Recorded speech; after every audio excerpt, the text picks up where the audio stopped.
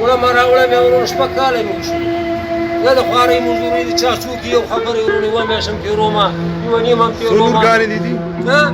لورګانې لورګانې مې داسې وه چې اووه ژوندۍ دي او درې ناړلي لس لورګانې الله پاک راکړي دي لس هغې کې ما یوه لیونۍ د علاجونه وله کومه ښه نه شوه د دې سترګه چیپ کینسر و دې کې دانه راختلې وه دې کې دانه راختلې وه دا یې ګاډۍ ورته کېغوسته بل 80,000 روپۍ رانه واخېستې مې هسپتال ورته وویل لاهور کې 80,000 کالدارې رانه واخېستې یوه میاشت یې رامنې هسپتال کې مې تېره کړه او بیا مې پښتون ډاکټر پکې پیدا کړ لارې ورڅخه وکړې هغې چوټي راکړه دا لږ شاته شی وروره دا ما در د مشکلاتونه راته ډېر دي کوم درک نشته دی کنې سوال مې نه کوم ما څه ډېرې ما به بله د الله په رضا ورکولې څو روپۍ دې پې لګولي داسې بیا به دې زما ناجي صاحب 8 لکه روپۍ ولګېدې 8 لکه کالدارې رانه ولګېدې زمونږ دغه کس دغې د مسجد ته راغلی دی خلکو نه خیر غواړي په دې زوی تقریبا 8 لکه روپۍ لګولي دي او په دغې حال کې دی بل زوی هم نشته دغه یوه هیله یې ده دغه یو زوی دی دی څه نمبر دې شته دی ما ته راکړي دا نمبر دی هغه کوم قاري صاحب دا نمبر واخله صبر نمبر درکوم دغسې مشکلات دي کنې سوال ما ډېر باندې معلومېږم ورونو څه وکړم 0 شپږ اویا 4 شپېته 1 شپېته 315 سوړیا او د کوم ځای نه راغلی زه ډېر لرې ما کونړ د علاقې یم حاجي صاحب او ما دلته رالم مجبور وم هغه ته چا قرض نه که وګرځېدم او چا نه مې 100 روپۍ غوښتلې والله کې بیا راکړي راله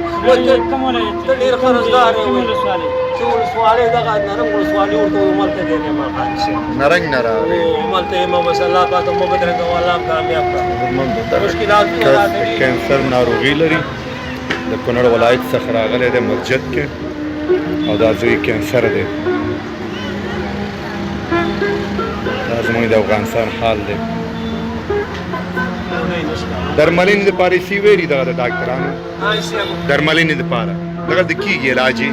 علاج انشاءالله مکمل شو د خیره سره بس خو دغه دی چې تاوان مې ډېر وشو قرضدار یم خلک روپۍ رانه غواړي کور ته رشته هم نه نشم اتیا دروازه راته ساعت وایي ویجلي دې راوړې ده اوس روپۍ راکړه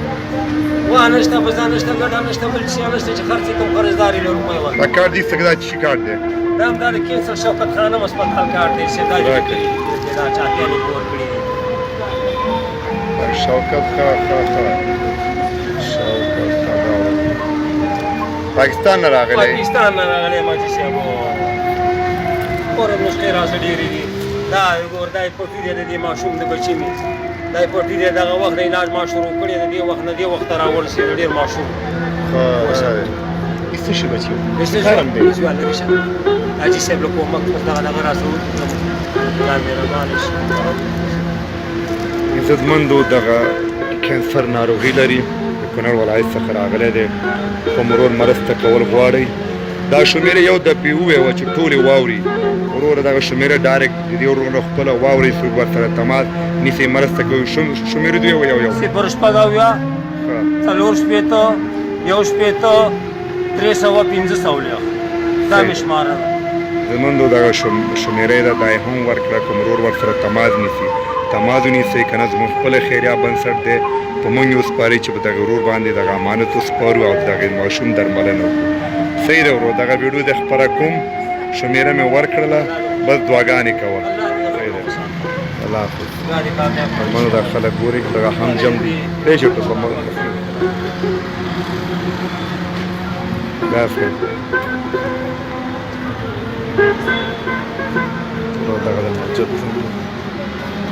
صحیح ده دې سره ریډي هم شته دی او ښکار هم شته دی دا نه خفه کوي الله پاک نور هم ترقي ښه کار کولی شي عزتمندو زما دغه وسه ده چې دغه ورور ته یو کار زمینه مساعد کولی شم یو کراچۍ به ورته واخلم